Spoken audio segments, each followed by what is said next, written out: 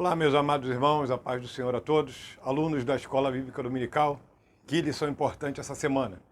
Estamos nos aprofundando no assunto que Paulo escreve de maneira tão enfática e tão clara para o seu filho na fé, o pastor Timóteo, o jovem Timóteo, e hoje nós chegamos à lição de número 10.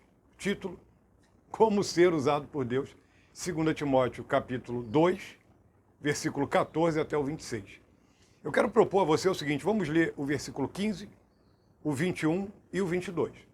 Para iniciar aqui nessa aula, porém você, evidentemente, vai ler não só o texto básico, mas também todos os textos semanais para a sua meditação. E não é só para meditação, é para você entenda melhor, senão você não entende.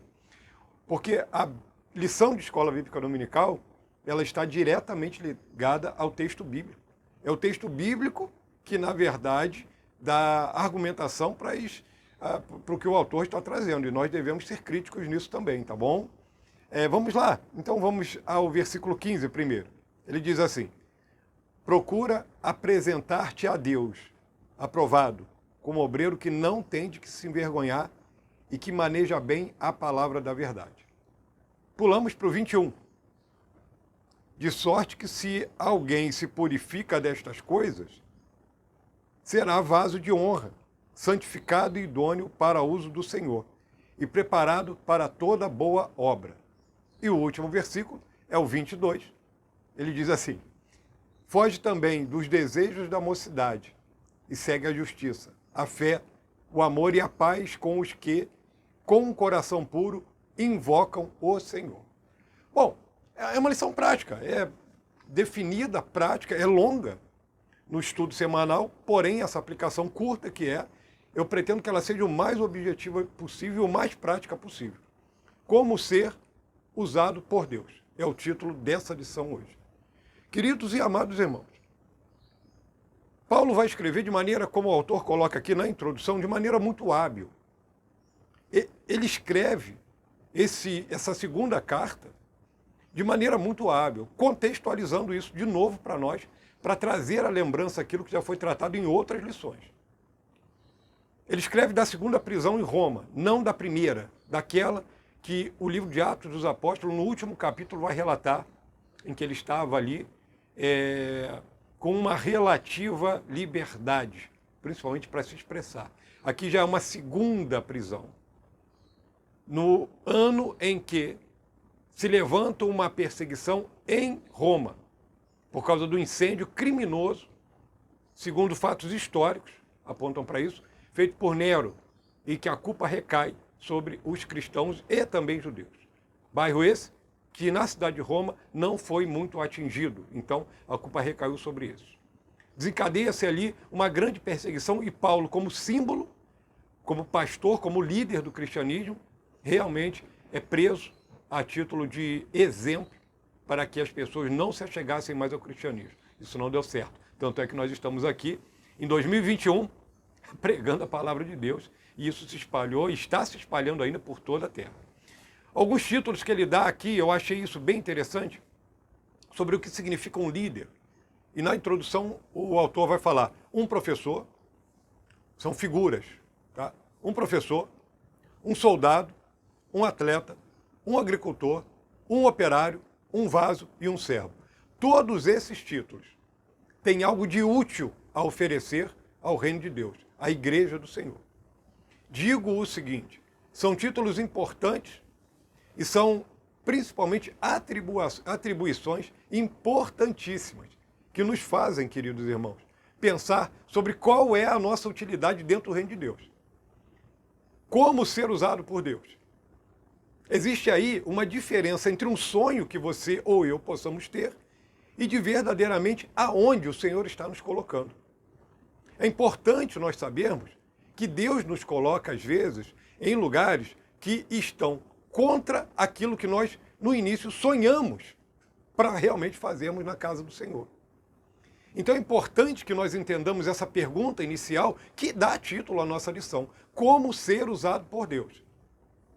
Porque a frustração na resposta dessa palavra, a essa pergunta, melhor colocando, e eu quero, como eu disse, quero usar de maneira prática essa lição, Eu digo que ela muitas vezes está ligada à falta de compreensão que eu tenho do que Deus tem para a minha vida, de qual é a minha vocação no reino de Deus, de qual é o chamado do Senhor, de quais são os talentos que Ele me deu.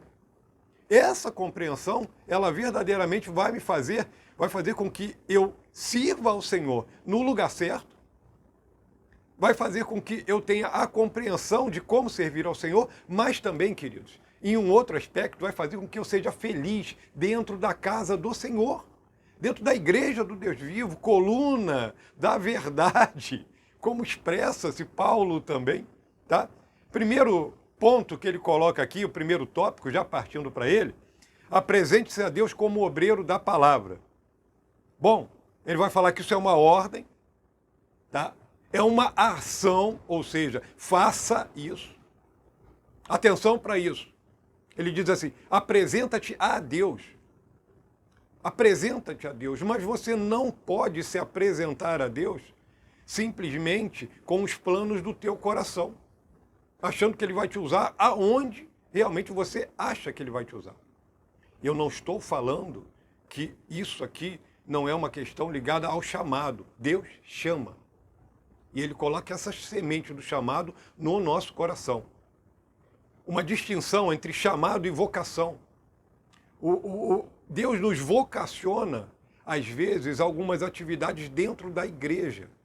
Não que isso especificamente seja um chamado. Chamamos e colocamos esse nome de chamado muito mais para os cargos ministeriais. Mas é evidente que existem algumas coisas que estão ligadas a uma vocação, que é o Espírito Santo trabalhando em nós e nos usando, às vezes em potencialidades que Ele já trabalhava em nós antes, e foi dado por Deus, e que hoje são ampliados, porque estamos debaixo da graça e vivendo sob a influência do Espírito Santo. Então, apresenta-te a Deus, sem expectativas. Nesse sentido, eu não estou falando que é sem sonhos, mas é sem uma expectativa arrogante. Apresenta-te. E quando nós estamos falando de apresentar-te, é o seguinte, é estar à disposição da casa do Senhor, da igreja, do exército no qual você está alistado. Você se apresenta e aí fica ali na expectativa do que vai ser dado a você a trabalhar. O que foi dado é uma ajuda a alguém que está evangelizando, é o se achegar ao grupo de oração da igreja, é o estar na união de homens, na união feminina, na união de jovens da igreja. Como que acontece isso? Me lembro que há mais de 20 anos atrás, quando ainda bem jovem, participava do grupo da igreja de jovens, e no primeiro ano como presidente, eu tive um caso para mim muito emblemático. Uma determinada pessoa chega perto de mim, pastor, irmão André, irmão André, você é o presidente da juventude agora, que bom isso, e eu, meses, né, começando ainda como presidente da juventude, essa pessoa chega, olha, eu tenho alguns planos aqui para a juventude e gostaria de apresentar para você. E começou a me falar bons planos, aqueles realmente, excelentes planos. E eu me lembro disso como se fosse hoje. E eu disse para essa pessoa, olha, eu amei esses planos que você colocou, são coisas boas. Vamos conversar com o nosso pastor, com o pastor Célio. Eu vou levar isso a ele como presidente. E faz o seguinte, você assume isso aqui. Se dedique a isso. Toda semana você vai ter a incumbência de preparar essas reuniões que você está falando. E essa pessoa vira para mim é surpresa, surpresa mesmo, não é preciosismo isso que eu falo. A pessoa disse, não, André, que isso? Isso não dá para mim. Olha, querido, se coloque à disposição, mas esteja pronto a trabalhar. Quando está falando aqui de apresenta-te a Deus, como Paulo fala nessa carta, e usando esse termo, eu quero dizer, apresente-se e trabalhe. Em alguns momentos da sua vida, acredite nisso. Você não vai querer fazer aquilo que você foi vocacionado para fazer.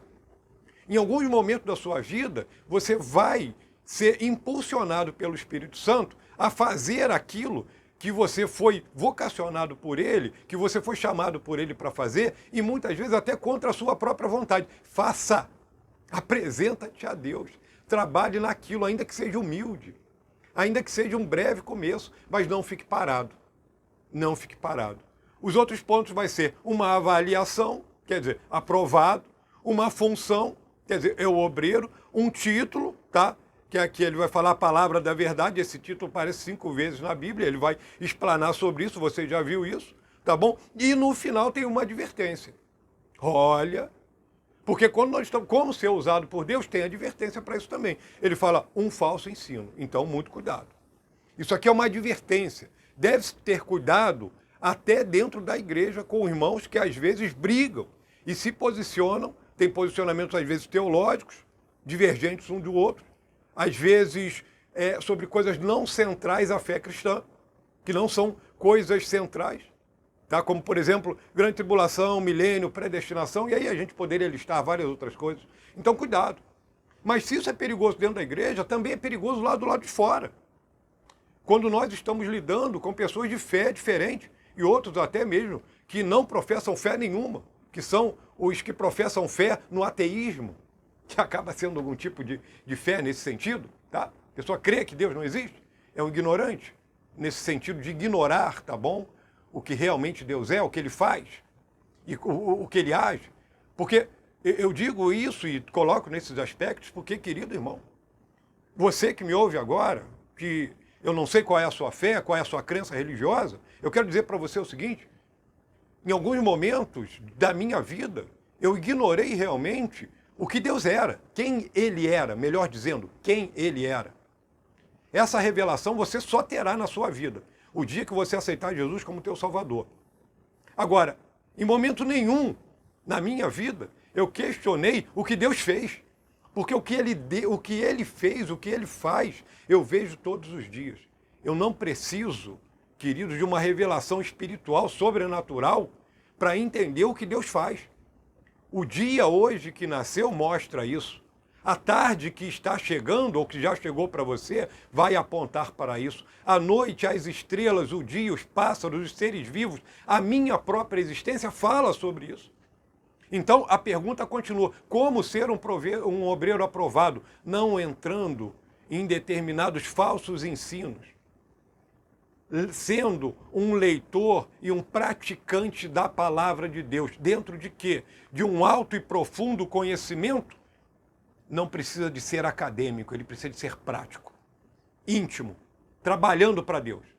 A igreja, ela faz parte indesligável desse sistema, que você vai descobrir como ser usado por Deus, porque é nela que os obreiros se apresentam. É nela que você será usado por Deus. É nela que você fará trabalhos humildes. Uma pessoa jamais será lançada ao campo missionário se primeiro não servir em sua igreja. Ela jamais alcançará alguns cargos dentro da sua vida, até mesmo profissional, se ela primeiro não aprender a servir dentro da igreja. Quantas e quantas pessoas, de maneira muito tímida, começavam com um ponto de explanação num culto inicial, dando uma palavra, falando, o pastor coloca para essa pessoa, ou o líder, ou o superintendente de escola bíblica, você vai falar 2 minutos sobre João 3,16. E a perna treme, a pessoa não quer ir, ela luta para não ir, mas ela vai e fala. Aí ela começa a ficar melhor, daqui a pouco ela está mais afinada. Daqui a pouco ela está fazendo orações públicas, antes não fazia. E as coisas estão começando a acontecer. Daqui a pouco ela está falando para as pessoas. Não que ela um dia será um pastor, ou pode até chegar, ou um professor de escola bíblica dominical, qualquer outro cargo ligado dentro da área de ensino. Mas vejam só o benefício disso, até mesmo nesse pequeno detalhe. Um dia essa pessoa pode estar em uma empresa, sendo um engenheiro, um médico, um técnico, ou até mesmo um outro funcionário de um outro escalão, um advogado, e ele com certeza, em alguns momentos desses, precisará de dar uma palestra, de falar alguma coisa, de falar sobre aquilo que ele estudou para aprender e no qual agora ele é profissional. Tem um benefício nisso, querido, porque ele já aprendeu a fazer isso lá dentro da igreja. Ele vai encarar as pessoas, ele vai conseguir explanar e falar sobre situações de maneira muito clara, e isso já foi dado a ele lá. Então não despreze as coisas pequenas, não despreze isso. O culto no lar, sabe? As celebrações da igreja. Quando você for chamado, se esteja. Porque isso, como eu posso afirmar para você, que isso é um verdadeiro ensino, onde se treina pessoas, onde pessoas se colocam à disposição. Tá? Outro ponto ainda dentro dessa lição é o 2. Honre o selo ou o certificado de qualidade. O que é isso? Ele vai dar o exemplo aqui do ISO, né? Que é uma entidade de padronização de padrões e práticas, tá? É conhecido no mundo inteiro. E empresas lutam para ter o ISO 9000 e não sei o que lá, 9000 e tanto, tá? Isso é algo fantástico. Mas esse ISO aqui, celestial, como o autor coloca, tá? Esse selo, ele é um selo de aprovação interna, tá? Isso não é para ser exibido por aí como algo de orgulho. Cuidado com isso, aí eu entro de novo nessa questão do falso ensino. Cuidado para não ficar orgulhoso do que Deus tem te dado de graça e que você não pode pagar. Muito cuidado com isso, tá? O autor aqui, como eu disse, Paulo, no versículo 22, ele diz assim, de sorte que se alguém se purifica destas coisas, será vaso para a honra, santificado e idôneo para uso do Senhor e preparado para toda boa obra. Glória a Deus por isso. Lindo, bonito e prático. Agora observemos uma coisa, isso é um selo. Isso é um selo porque você se guardou. Deus está te usando. Isso não tem nada a ver com salvação, mas mostra os frutos que o Espírito Santo tem feito brotar no seu coração, na sua vida. Pessoas que se dedicam, porque a questão é como ser usado por Deus. Isso, queridos, é algo que tem que acontecer dentro da igreja. Isso vai acontecer dentro da igreja e começa a se refletir para a sua vida dentro do teu lar. E de maneira indesligável, você será usado para a sua vizinhança. E aí você começa a ser usado no seu bairro. E daqui a pouco os seus pares, seja aonde você sirva ao Senhor, seja no ambiente eclesiástico ou não, seja no ambiente profissional, familiar, seja social, aonde você estiver, você dará um testemunho de quem você é, porque você está honrando esse selo. Digo de novo, isso não é motivo de orgulho. O Espírito Santo nos dá isso. Mas tem uma parte disso aqui que tem que ser nossa. Porque assim como a árvore estava no meio do jardim, dando um limite ao homem, atenção para isso. Não coma dessa árvore. Assim como aquela árvore estava dizendo, homem, não coma, porque o dia que comer você vai morrer. Assim, existem alguns limites na vida do crente também. Crente não pode tudo. Tem muito não, tem muita coisa. Existe um evangelho falso pregado por aí, que eu tenho que citá-lo para falar do verdadeiro, que diz o seguinte, diz que você vem para Cristo e você será abençoado. Venha para Cristo e você será extremamente feliz. Venha para Cristo e os seus problemas familiares acabaram. Venha para Cristo. Queridos, é evidente que quando nos convertemos ao Senhor, passamos a ter uma vida mais abundante. Mas viveremos em batalha, porque esse é o objetivo, que nós venhamos a aprender a lutar, irmãos.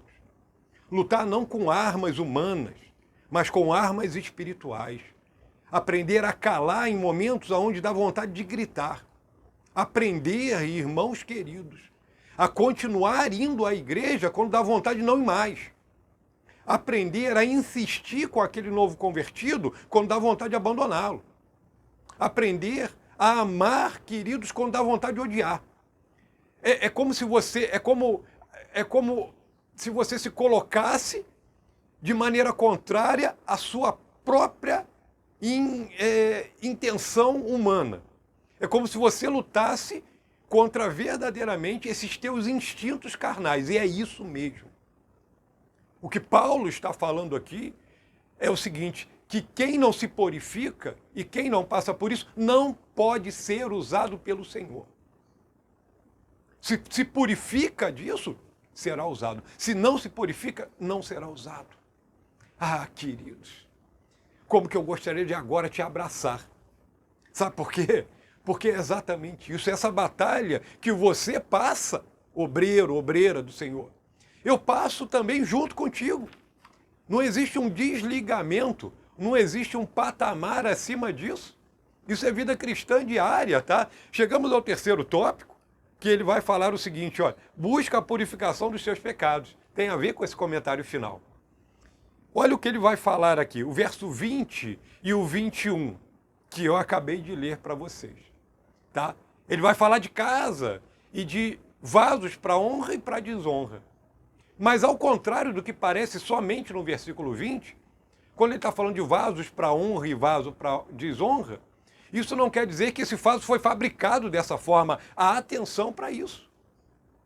Isso está dizendo que se você que é vaso de desonra hoje para Deus, ou seja, que tem um testemunho ruim, que briga e dá um testemunho e todo mundo te ouve, os teus vizinhos sabem do teu péssimo testemunho, que compra e não paga, que vê coisas na internet que não deveria ver, que olha no dia a dia para lugares onde não deveria olhar, que deseja coisas que não deveria ter, que nunca está satisfeito com as coisas do Senhor que estão ao teu redor, porque você fala assim, eu estou satisfeito com Deus. Então, querido, por que você não tem comunhão na igreja? Por que você não voltou para os caminhos do Senhor? Por que você não está trabalhando na igreja? Por que você não evangeliza? Por que você não perdoa? Por que você não dá um passo à frente? Por que você ainda não passou pelo batismo? E outras coisas assim.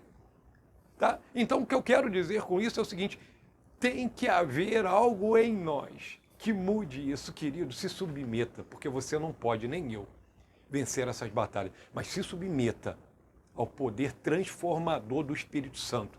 E eu tenho certeza que você vai viver um novo tempo com Deus.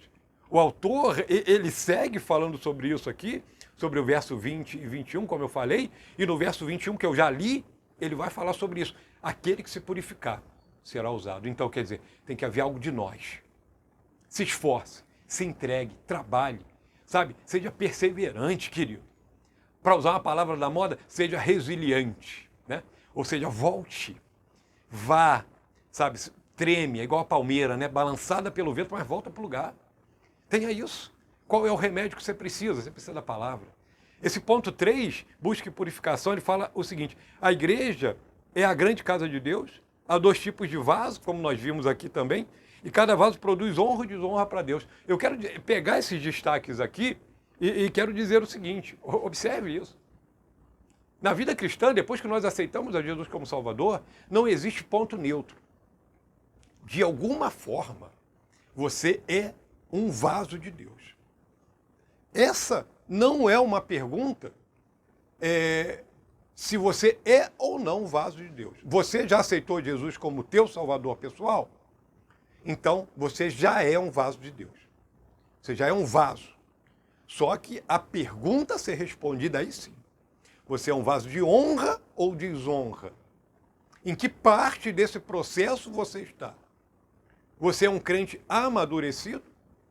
Você tem trabalhado para o Senhor?